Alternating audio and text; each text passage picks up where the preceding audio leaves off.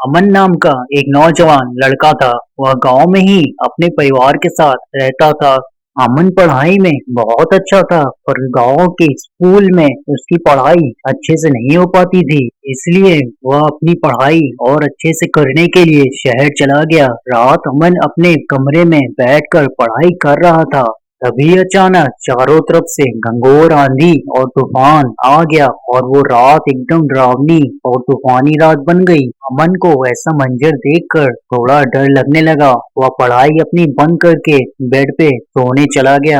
डर से उसे याद आया कि उसके रिश्तेदार का एक छोटा सा घर शहर से थोड़ी दूर पर है, लेकिन उसमें कोई नहीं रहता था और वहाँ भूतों का वास हो गया था। इसलिए वहाँ डर के मारे कोई भी नहीं जाता था। तो उसने खुद से वादा किया कि वह भूतों से कभी नहीं डरेगा।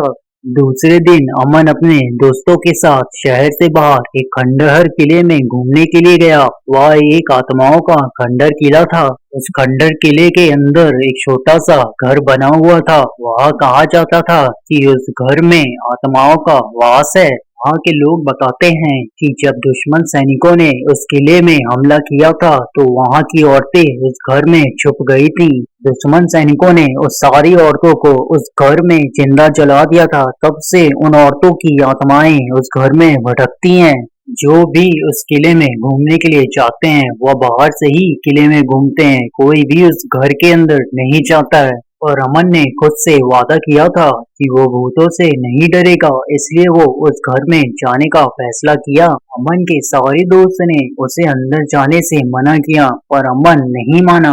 उसने अपने दोस्तों से कहा, भूतों से मैं नहीं डरता हूँ, तुम लोग देखना, भूत मेरा कुछ नहीं कर सकते।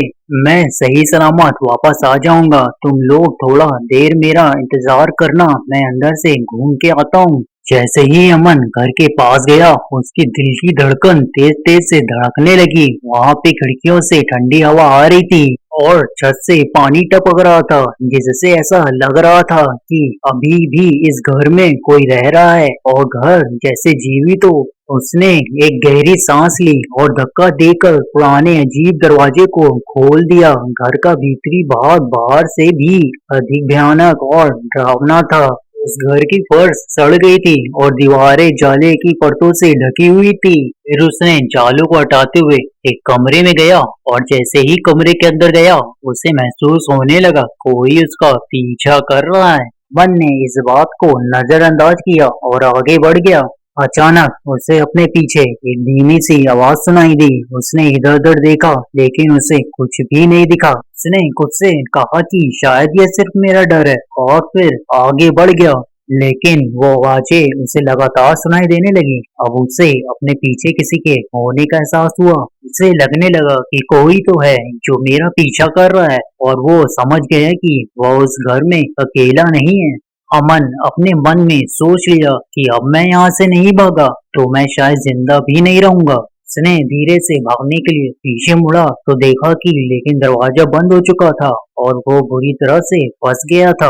घबरा कर उसने दूसरा रास्ता खोजा, लेकिन कोई फायदा नहीं हुआ क्योंकि घर के सारे दरवाजे और खिड़कियां बंद हो गई थी। अमन महसूस कर रहा था कि कोई उसके नजदीक आ रहा है और हवा हर कदम के साथ ठंडी होती जा रही थी।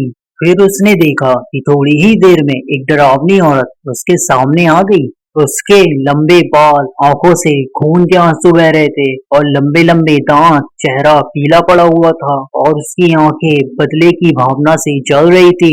वह चुड़ैल अमन की ओर बढ़ी और वो अपना हाथ उसके छाती पर भरते हुए उसके कान में धीरे से बोली, तुम्हें यहाँ कभी नहीं आना चाहिए था, अब तुम कभी नहीं जाओगे। और इतना बोलकर अमन का गला पकड़कर मार दिया और उसके शरीर के टुकड़े टुकड़े कर दिए। उसके साथ ही अमन इस दुनिया से चला गया। अमन के दोस्त बाहर उसका इंतजार कर रहे थे। काफी समय बीत जाने के बाद भी जब अमन वापस नहीं आया, तो उसके दोस्त समझ गए कि अमन अब कभी नहीं आएगा। अमन के दोस्त ने उसके घर वालों को ये सारी बातें बताई। घर वाले उस जगह पर पहुंचे, पर वहां पास में रहने वाले लोगों ने किसी को अंदर नहीं जाने दिया और उस किले को भी हमेशा के लिए बंद कर दिया गया, ताकि कोई भी गलती से उसमें ना जा सके। और हॉरर स्टोरी के लिए हमारे चैनल को सब्सक्राइब करें। मिलते हैं आपसे अगली वीडियो में, तब तक के लिए जय हिंद।